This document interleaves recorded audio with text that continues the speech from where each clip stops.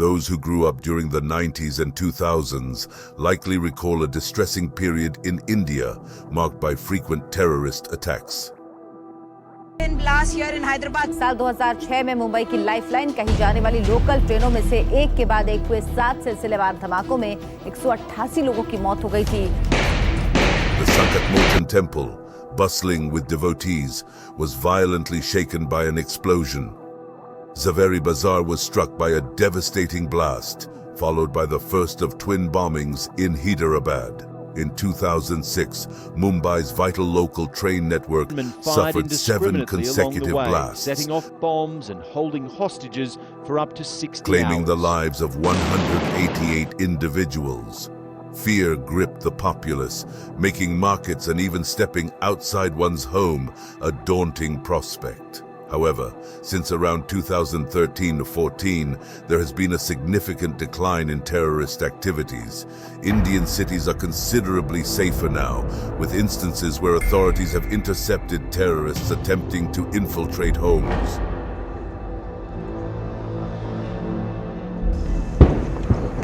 The current scenario reflects an environment where terrorists no longer feel secure within their own dwellings. Recent events include the mysterious demise of Maulana Zia-ur-Rahman, an LET operator, along with incidents such as the fatal shooting of Abram Khan, a former Lashkar-e-Toiba commander in Pakistan, and the elimination of a Khalistani extremist gangster in Canada. While many rightly attribute these actions to the government and Prime Minister Modi, it's crucial to note that PM Modi entrusted this responsibility to Ajit Doval, India's national security Doval, advisor. a village boy from Uttarakhand who now has not become only a national treasure but an international treasure. You don't fight terrorism, right? You can do one Mumbai, you will do Balochistan. मुझे जब घटना से पहले मेरा दिमाग शायद उस बात पर नहीं होता कि मेरे लिए डेंजर कितना है. Rise to the challenges and take the bull by the horn. You don't have the will to exercise the power. That is as good as not having it. कि हिंदुस्तान अब चुप नहीं बैठेगा. ये नया हिंदुस्तान है. ये अंदर में घुसेगा भी और मारेगा भी. This marks a new era for India. The resolve is clear. We will not only defend, but also take the fight to the enemy's doorstep. In today's segment, we delve into how India, under the leadership of Ajit Doval, stands fearless, evoking apprehension among its adversaries. Greetings to all from Content Factory, the advocate of secularism, amidst the echoes of a bustling and vibrant yet unfinished stadium. India's national security landscape is intricate, surrounded by neighboring adversaries like Pakistan, China, and Bangladesh, once a sanctuary for numerous terrorist factions. Safeguarding India and ensuring its citizens' safety in such a perilous environment presents a substantial and challenging responsibility. Why did the BJP government and PM Modi entrust Ajit Doval with such a pivotal role? How did he effectively fulfill this task? To comprehend his achievements and setbacks, understanding his background is pivotal. Ajit Doval's background traces back to his birth in 1945, hailing from a small Uttarakhand village. Raised in an environment steeped in military ethos, his father, Major G.N. Doval, held a prestigious position in the Indian Army. Ajit's early education was within the realms of an army school, later continuing his academic journey at Ajmer Military School for college. Known for his academic prowess, he aced the challenging UPSC exam on his initial attempt, a feat that might leave those still striving in their mid-30s envious. His career path took a turn in 1968 when he entered the IPS, starting his service in the Kottayam district of Kerala. Shortly after joining, he encountered a significant national security challenge during the Kerala riots in December 1971, which escalated into a prolonged Hindu-Muslim conflict. Blame was swiftly cast, primarily towards the RSS, igniting the support of atheist organizations like CPIM without proper verification. This event echoed the typical beginnings of many conflicts in India, often stemming from the disruption of religious processions by antagonistic individuals. It's notable how communist regimes like the USSR and China staunchly opposed religions, exemplified by the demolition of mosques in China and the mistreatment of Chinese Muslims in concentration camps, shedding light on their aversion towards religious faith, although not condoning such actions.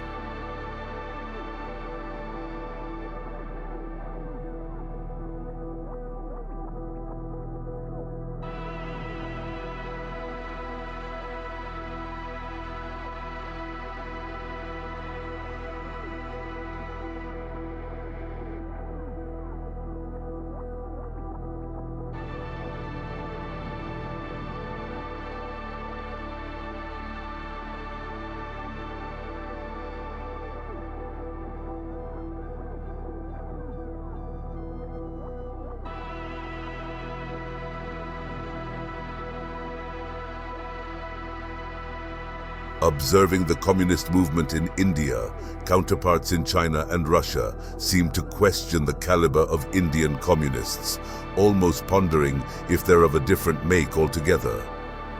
The situation had spiraled out of control, prompting the intervention of Ajit Doval. His primary objective was the recovery of looted property, employing a blend of stringent police measures and diplomatic efforts to restore normalcy within a week.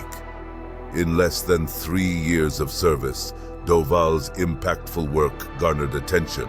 His exceptional performance in Kannur, maintaining law and order, caught the eye of senior government officials, resulting in a significant elevation within the Indian police service. Subsequently, his outstanding record led to recruitment in the Intelligence Bureau, marking a pivotal turn in his career. Over 3 decades in the Intelligence Bureau, Doval's first assignments in Mizoram and Sikkim were critical in their integration into India. During the 1960s, the Mizo National Front's separatist demands received support from neighboring Pakistan and China, which Doval had to contend with. Arms and ammunition were supplied, along with providing shelters to their terrorists. During that period, police officers faced daily threats in Mizoram, leading to significant bloodshed. The severity of the situation prompted Ajit Doval's appointment as the head of Mizoram intelligence. He personally engaged with the organization's leaders, spending 5 years negotiating, eventually persuading 6 out of 7 commanders to surrender. With the organization losing its leadership, it ultimately capitulated. I'd offer a piece of advice to such groups: relying on training from Pakistan often leads to a flawed strategy. Pakistan's expertise seems to lie in surrendering. In another pivotal role, Doval contributed to Sikkim's merger with India in 1975. Following his accomplishments in Mizoram, he was assigned to facilitate the integration of Sikkim into India, fostering pro-India political parties and advocating against Sikkim's monarchy. His efforts earned him the prestigious President's Police Medal. Subsequently, he embarked on a significant undercover mission in Pakistan during the 1980s. For 7 years, he operated undercover in Pakistan, gathering intelligence on active militant groups. Upon returning to India, he played a significant role in combating Khalistani extremism. During Operation Black Thunder, led by KPS Gill, to eradicate Khalistani terrorism, Ajit Doval was extensively involved in ground operations against Khalistani militants. An intriguing espionage tale emerged where a rickshaw driver covertly gathered vital information from Khalistani territory without their awareness. This undercover driver was Ajit Doval himself. Following the end of the Khalistani movement, another challenging situation arose in the 1990s. The hijacking of Air India's IC-814 led to its rerouting and landing in Kandahar. The hijackers demanded the release of prominent anti-India terrorists. India faced a tough situation as numerous Indian civilians were trapped in enemy territory.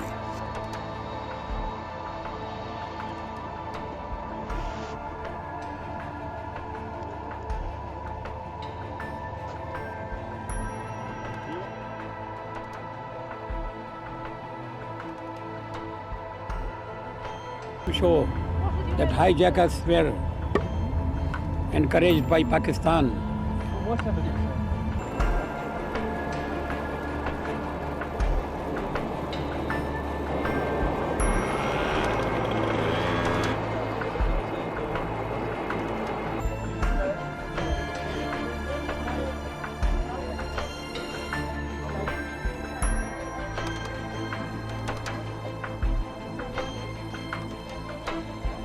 With limited options, India ultimately released 3 terrorists to secure the return of the civilians.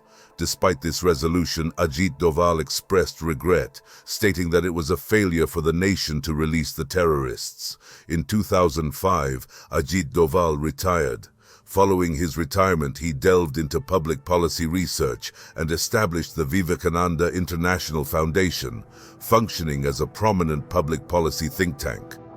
This foundation actively engaged in anti-corruption activism, scrutinizing numerous scams of the UPA government, including the 2G Commonwealth and coal scams, among others. The think tank extensively researched and criticized these scandals.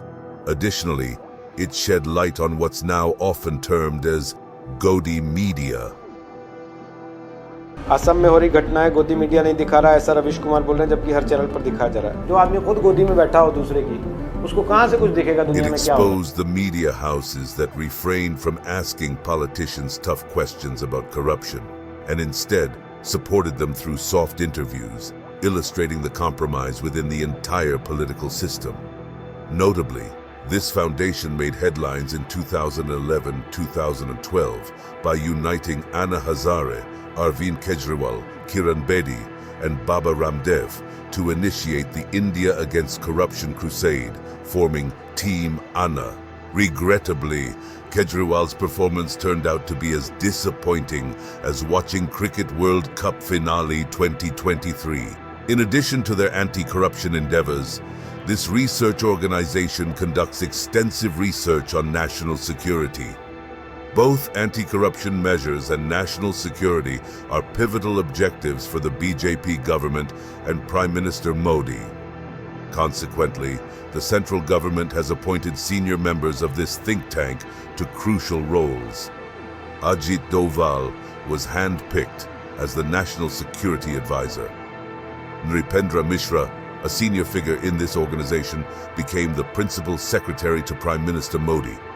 Notably, Bibek Debroy, a member of Niti Aayog, Asurya Prakash, Prasad Bharati chairman, and KG Suresh, director of IIMC, all have affiliations with this think tank.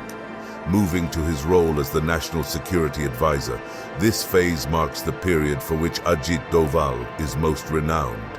And as you can see, he has held this position since the BJP government took office in 2014. You can see how much of the experience he accumulated up to 2005 was useful to him in this capacity and how he applied that knowledge. From the moment he took up his role, he went for a major assignment in Iraq. Iraq saw the spread of ISIS, and terrorists from ISIS took 46 nurses hostage. ISIS के आतंकियों ने तिकरीत शहर पर कब्जा कर लिया था और बमबारी की चपेट में वो अस्पताल भी आ गया जहां भारतीय नर्सेस काम कर रही थी. Because India conducted a swift and effective rescue effort, which saw the safe and prompt rescue of 46 nurses and their return to India when the Uri incident happened on September 18, 2016, resulting in the martyrdom of 19 of our troops. For many, this brought to mind the horrific attacks of 26/11. When terrorists from Pakistan entered India covertly and began murdering the defenseless. Recall that in 2008, India took no action. However, some ruling party MPs accused RSS of being too accountable for this terrorist strike rather than one in Pakistan. Nowhere in this book you will see the involvement of the Pakistani terrorists in 26/11. Consider the response to the attacks in Mumbai and Uri though. This marks a transformed India. घर में घुसेगा भी और मारेगा भी. हम घर में घुस के मारेंगे. Within a mere 10 days after the Uri attack, India conducted a surgical strike on Pakistan's terror launch pads. Ajit Doval seemingly drew from his experience, realizing that defending the nation often necessitates entering the enemy's territory to strike at the source, instilling in them the same fear they attempt to sow among India's populace. In Manipur, 2015 witnessed the United Liberation Front of Western Southeast Asia perpetrating the killing of 18 Indian soldiers. Ajit Doval spearheaded the counter-terrorism operation. He crafted the entire strategy, maintaining constant communication with PM Narendra Modi, Defense Minister Manohar Parrikar, and Army Chief Dalbir Singh Suhag. His approach was ingenious, enlisting the support of the Myanmar army to corral terrorists toward the Indian border, where the Indian army took over the operation. This amalgamation of military action and diplomacy echoes his tactics from 30 to 40 years ago in Kerala. Notably, Ajit Doval played a significant role in the 2019 abrogation of Article 370 in Jammu and 10 दफा भी हिंदुस्तान के prime minister बनेंगे और 370 को नहीं छू सकते। वो 10 दफा भी हिंदुस्तान के प्राइम मिनिस्टर बनेंगे और 370 को नहीं छू सकते। Yet, when Article 370 was revoked, Kashmir remained notably calm, devoid of riots, stone pelting, or terrorist incidents within its territory. दरअसल डोवाल घाटी में लोगों के बीच पहुंचे, उनसे बात कर रहे हैं, उन्हें भरोसा दे रहे हैं कि सब कुछ ठीक होगा। अजीत डोभाल ने कही कि कश्मीरी जो है, जो वहां पर बहुमत है, वो चाहते हैं कि 370 खत्म हो। कुछ उपद्रवी ही इसका विरोध कर रहे हैं।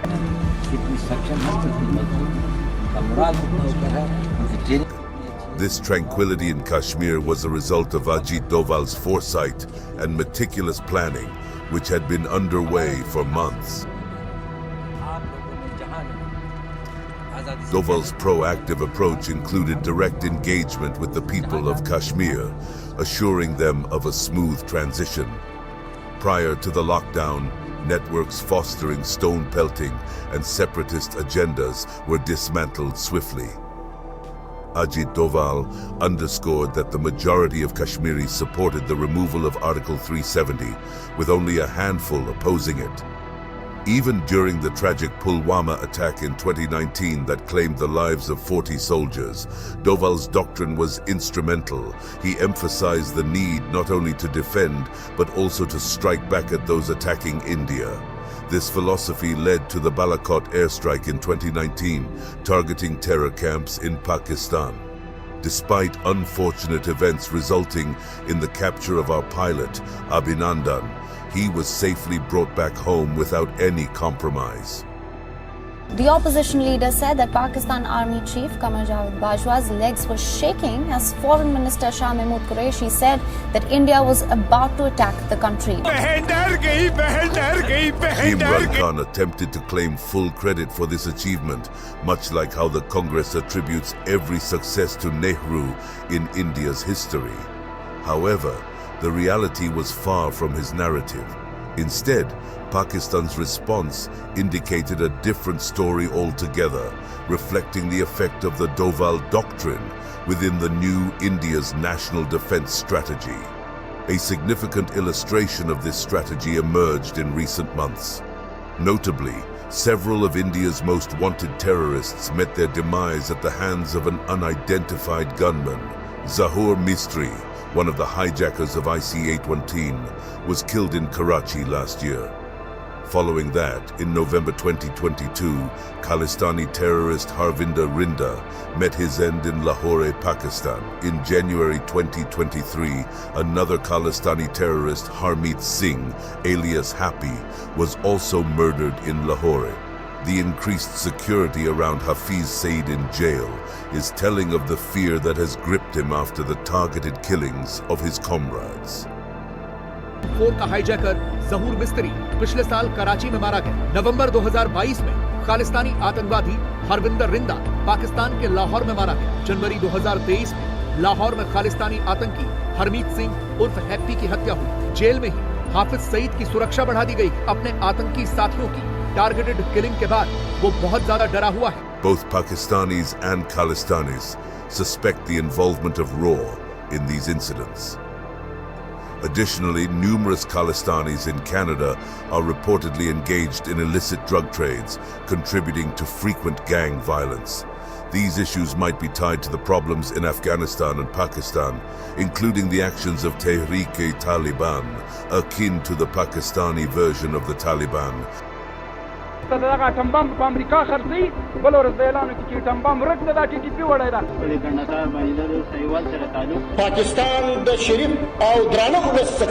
Taliban spokesperson Zabiullah Mujahid recently said that Afghans oppose fences that have been erected along the Durand line.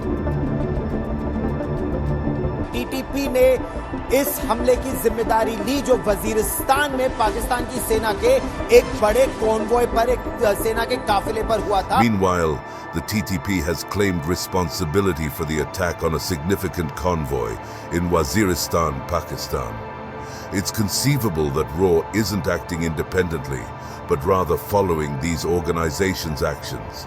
They might be approaching the Taliban or Canadian gangs, proposing, "You're already targeting them. We'll provide you their locations and some money for yourself.